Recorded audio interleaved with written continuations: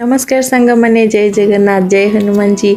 देखु आज मुझे गोटे भल रेसिपी आपण मानक देखी आउ दही मंजा देखु दही मंजा किपरि प्रस्तुत करा जाए। आउ एबे मोर सब काम मु सारिकी आसिली आसतु देखिबा दही मंजा किपरि प्रस्तुत करा जाए। एबे मंजा को एठी तार ऊपर सब बछा है कि एमती टिक टिक करी कटा हला। आ एठी दही पड़ी एठी भृषंग पत्र आउ एठी आज कोबी तरकारी सहित दही मंजा हबो। आ देखंतु मंजा को एठी चकड़ा है गला सिझा है कि प्रथमे मंजाटा को चकड़ा है गला। आ एठी तेल पड़ी किरी फुटण पड़ी किरी आ छुंक हबो। देखंतु एठी भृषंग पत्र पड़ला आ भृषंग पत्र पड़ले टिके कंचा लंका भी पड़िबो आ ताको टिके जारीबा को दे देबे। भृषंग पत्र टिके जारी देबे आ किंतु मंजाटा को सिझे की चकड़ीबे। आग टिक टिक कर काट देबे तापर सिझे देबे से पानी टाको बाहर कर देबे ताको चकड़ देबे। हेडी चकड़ी करी सेटू से टिके जारी हे गले भृषंग पत्र से मंजा सिझा चक्कटा को ता धरे पके बेसी चकड़ीबेनी अल्प टिके चकड़ीबे आ ता धरे पके देबे। देखंतु एबे हमर मंजा सिझा छुंक हे गला आ ताको टिके खरड़ देबे।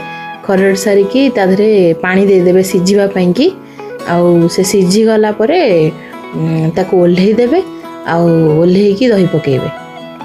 देखंतु हमर एठी लूण पड़ला आ तापरे हळदी पड़िबो आ जति की आवश्यक परिमाण रे लूण आ हळदी पकेबे।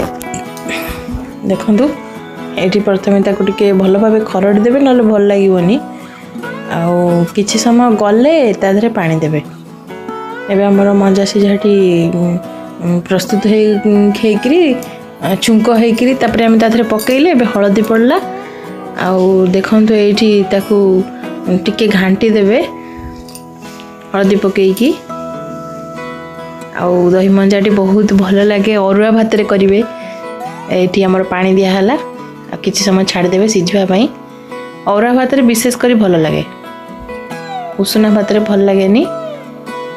देखंतु एठी प्रस्तुत हे गला आ से ठंडा ओल्हेकरी टिके ठंडा हे गले ताते दही देबे नल दहीटी छिंडी जिवो।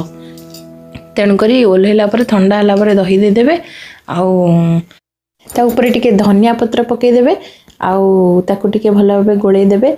आ एठी प्रस्तुत हे गला दही मंजा। देखन सांग माने एठी हमर प्रस्तुत हे गला दही मंजा आ केमती लागुची आपण माने करी खांतु बहुत टेस्टी लागला। हमर आज सेची अरुआ भात सहित फूल कोबी तरकारी सहित दही मंजा। वीडियो को लाइक करिवे शेयर करिवे सब्सक्राइब